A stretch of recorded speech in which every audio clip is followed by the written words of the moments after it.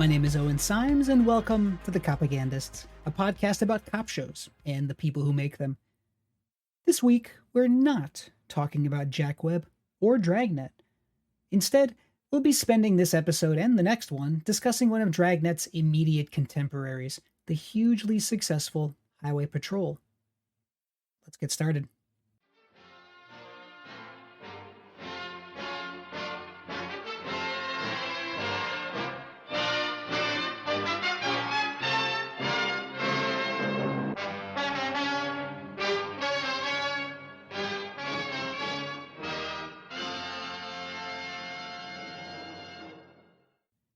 We'll begin by setting the stage.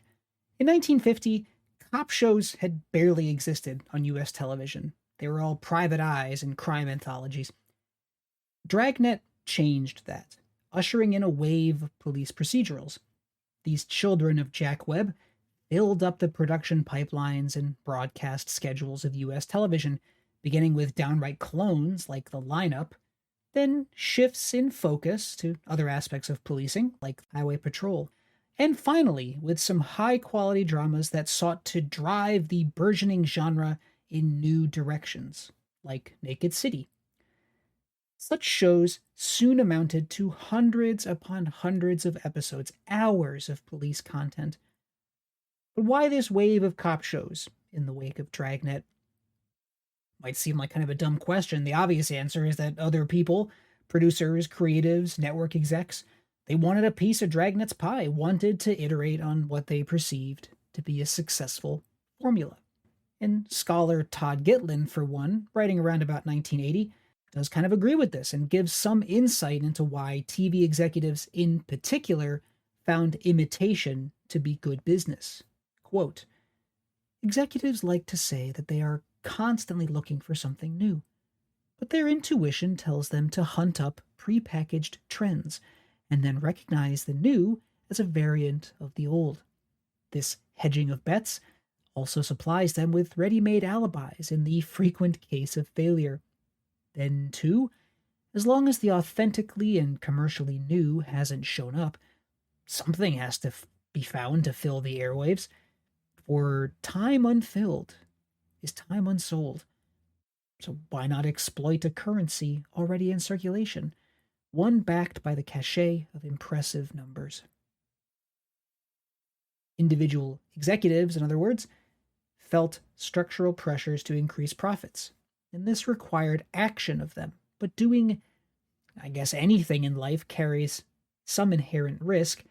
Ergo, these executives often considered the imitation of an existing formula to be the best of both worlds, maximizing the potential for profit while minimizing the risk, both to their personal reputations and the company's bottom line.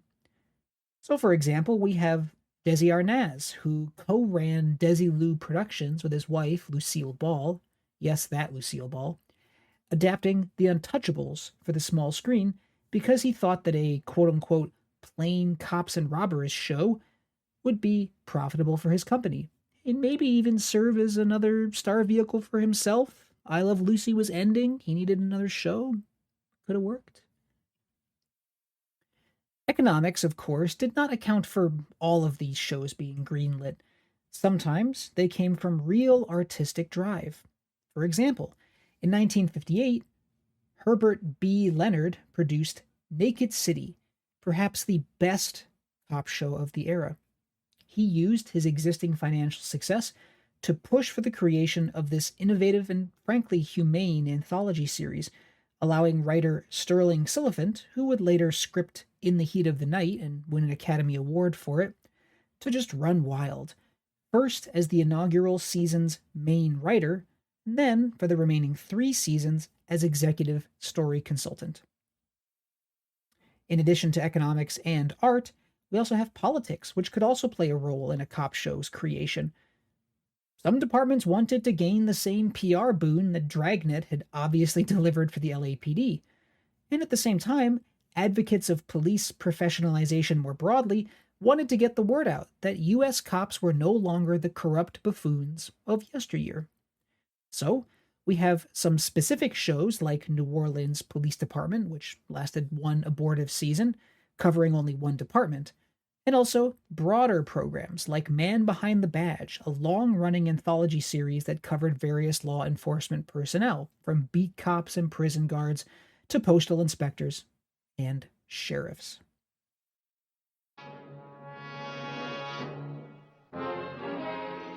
Law enforcement agencies have rarely encountered criminals more vicious than Ralph Neal. Highway Patrol would prove something of a hybrid of cheerleading a specific department on the one hand, but also advocating generally for professional police on the other. Unlike Dragnet, which explicitly told stories of the Los Angeles Police Department, a real department, Highway Patrol did not tie itself to any one police institution, instead depicting the highway cops of an unnamed western state. Nevertheless, it originated out of a specific department, the California Highway Patrol.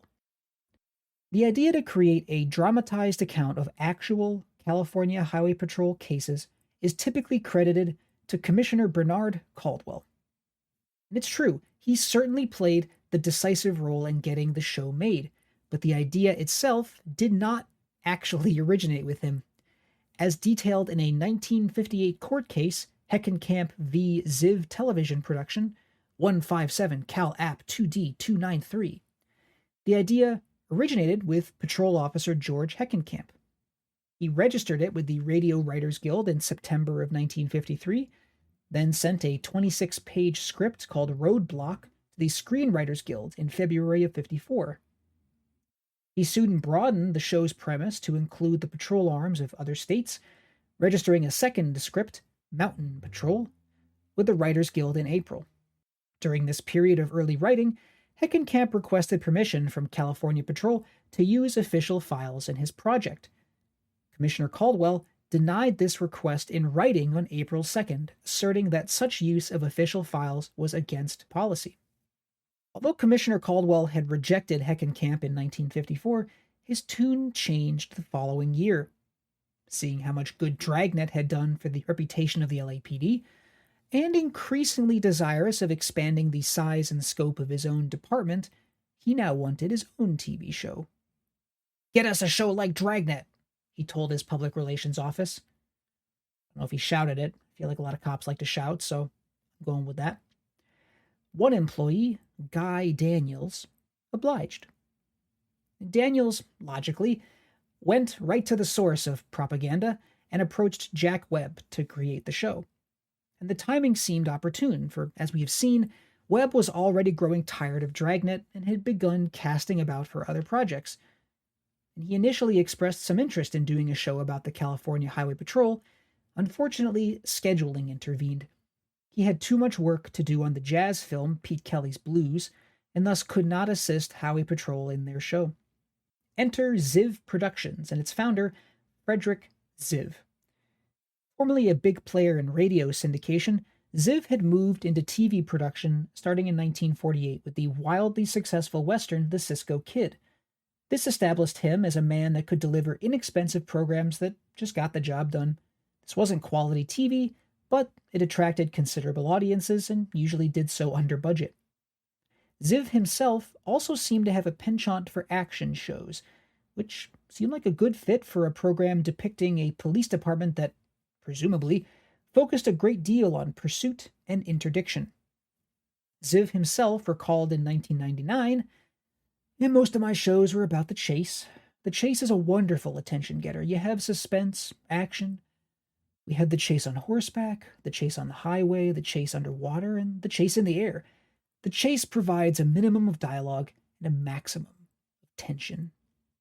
Ziv's team got to work quickly, almost recklessly. As historian Hal Erickson put it, the show was slapped together in a dark corner of Eagle Lion Studios, where Ziv rented space, to meet his October 1955 release commitment. Initially, California Patrol wanted actor Mike Connors for the lead. Ziv obliged and filmed a pilot with Connors, but then soon voiced preference for the hard-talking and hard-drinking actor Broderick Crawford. Broad, as he was often called in the press, had an ideal combination of prestige and availability. He'd won an Academy Award in 1949 for his performance in All the King's Men, but in the intervening years, his alcoholism had made him difficult to work with, so his reputation had soured in the industry. Putting him in the lead obviously entailed some risk, with the drinking, but clearly Ziv thought that the Academy Award was worth it. Now, this wasn't a guarantee that he would get Broad to take the job. Television at this point was far from prestigious, even for an actor as prickly as Crawford. That's actually why Ziv wanted the guy. It was a real coup if you could get an Academy Award winner to star in your show. Crawford's career prospects weren't looking great in the mid-1950s. Frankly, he needed work, and so he agreed to do the show.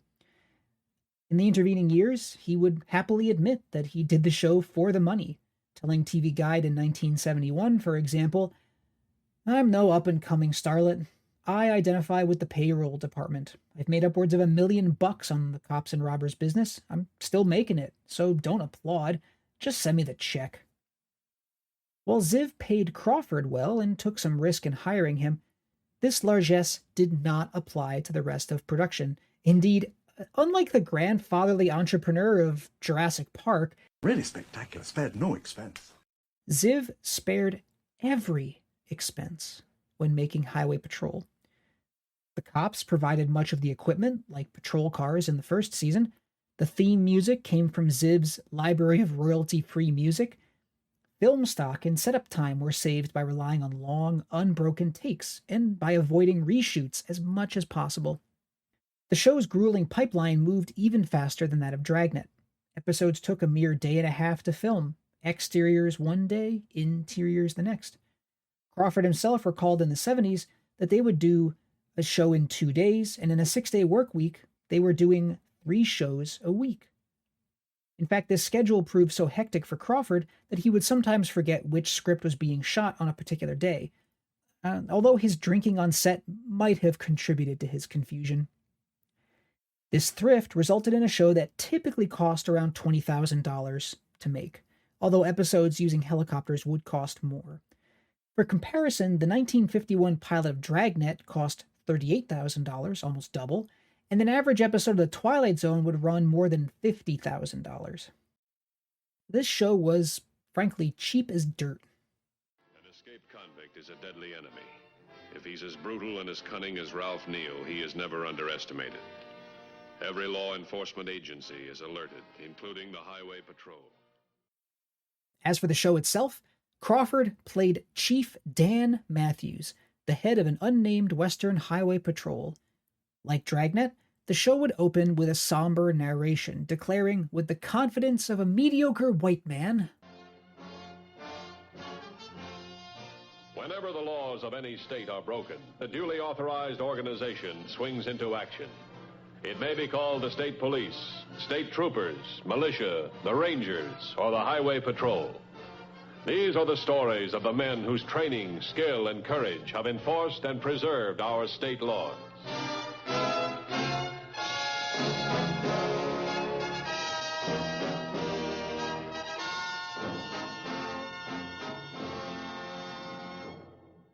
The crimes that Dan Matthews solved usually revolved around either someone on the run, an escaped convict, or a thief, or a car crime.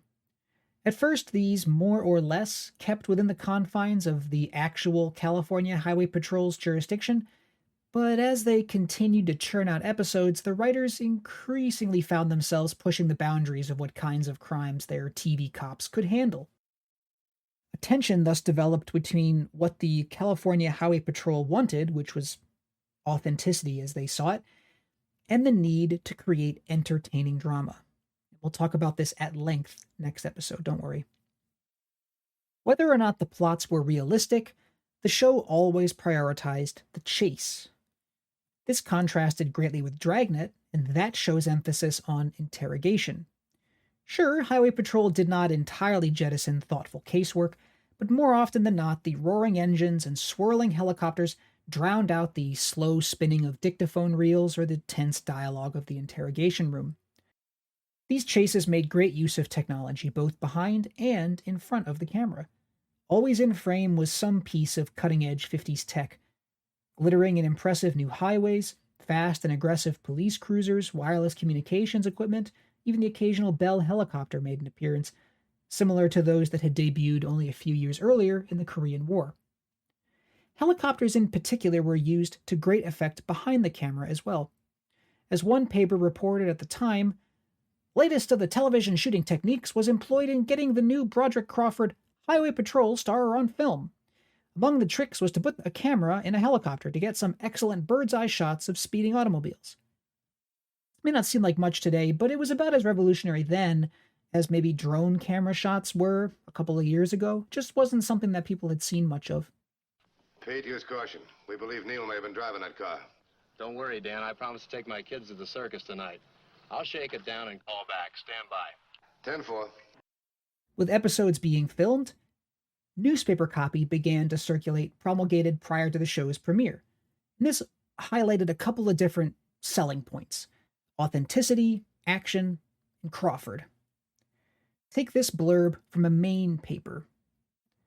A new and different police action series, Highway Patrol, premieres over WBZ-TV on October 26th at 10:30 p.m. For the first time on television, this series will present an accurate portrayal of Highway Patrol work. In addition to bringing action as it actually happens, the stories will also take you behind the scenes in police work. Material for this show has been drawn from patrol departments in all 48 states and is based on the real experiences of the troopers. Another paper carried the assertion that the show had already, thanks to advanced screenings, been endorsed by a number of law enforcement bodies. Quote, "It is the exciting, human story of the brave men who police the nation's highways. Already, because of preview showings, government and safety officials throughout the nation have enthusiastically endorsed the program and hailed its constructive efforts to inform the public of highway safeguards." Other ads leaned more on the action and the star power of Crawford than on the authenticity. One, for instance, had the tagline, "Television's different, now on Wednesdays," and then quoted Crawford himself. "I'm Broderick Crawford. As Dan Matthews, chief of the Highway Patrol, I can promise you plenty of action, starting 2 weeks from tonight."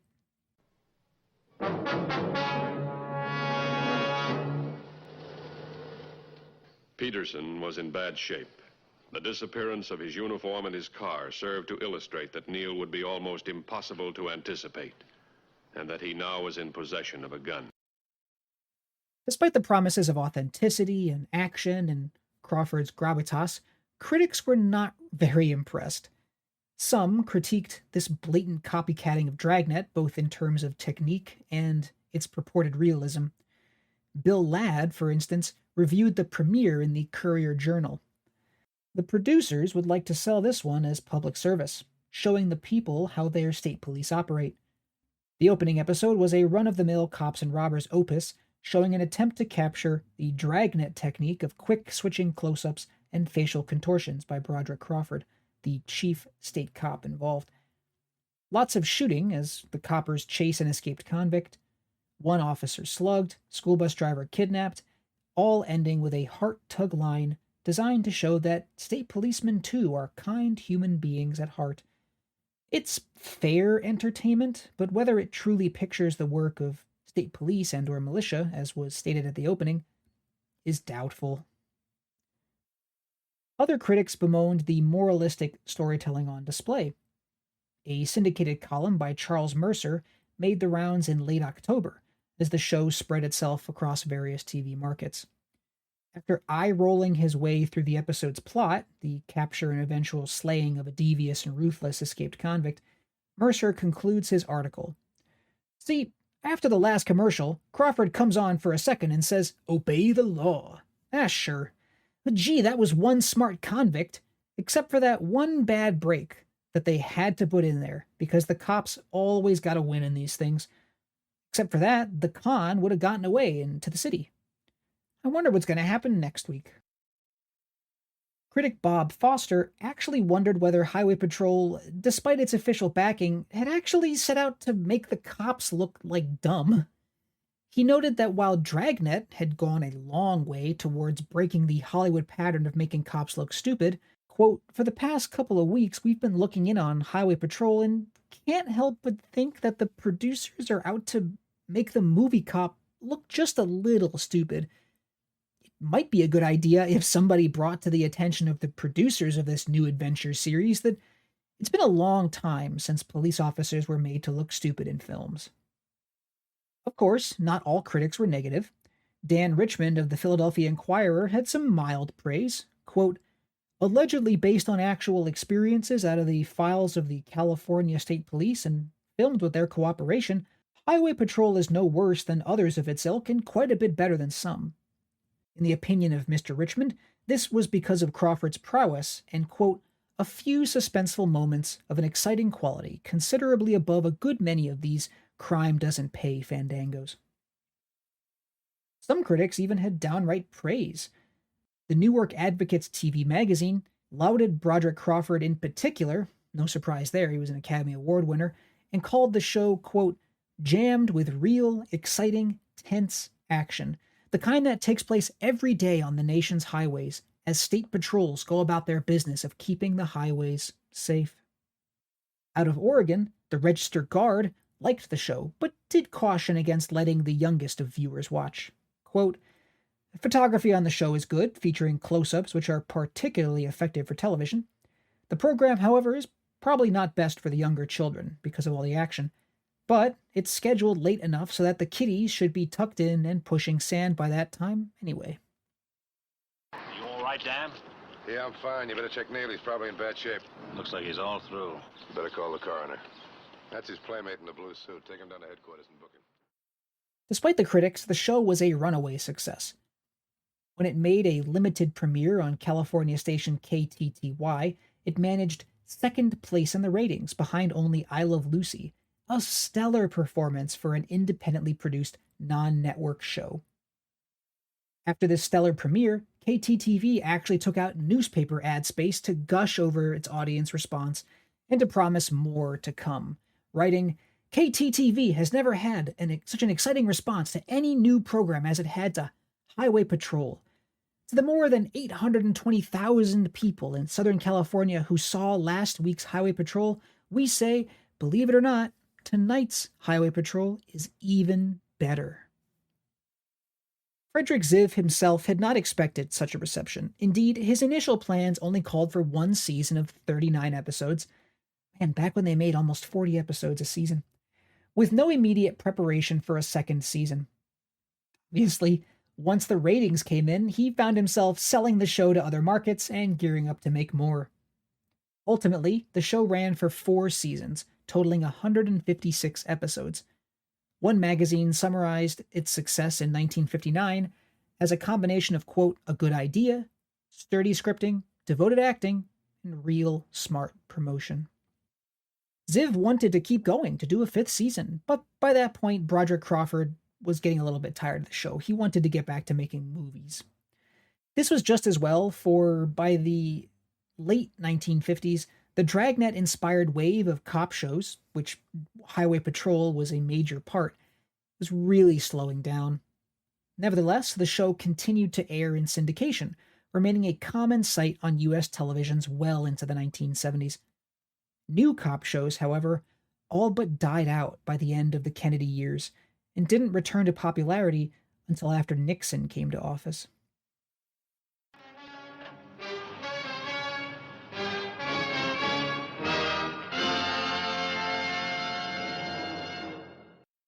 Having covered the origin, development, production, and broadcast history of Highway Patrol, we'll spend next time analyzing its artistic, commercial, and ideological aspects. I hadn't originally intended to make this a 2-parter, but as it turns out, there's actually a lot of stuff out there about this show, thanks in large part to the efforts of nostalgic boomers and cops who still continue to adore the show. Much of this fan-made history was really helpful, especially for preserving primary source material, but it completely elided something else I discovered while researching. This show's relationship to 1950s California politics. So stay tuned. Thanks for listening to this week's episode. Sources, as always, are in the show notes. You can find an essay version of this script, complete with detailed citations, on my Substack at Owen Symes.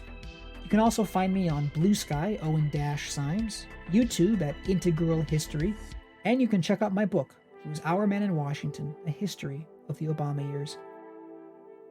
Music by Carl Casey at White Bat Audio. See you next time. How do you do, ladies and gentlemen? I'm Broderick Crawford. I hope you've enjoyed the program we brought to you, and you'll be with us again next week at the same time.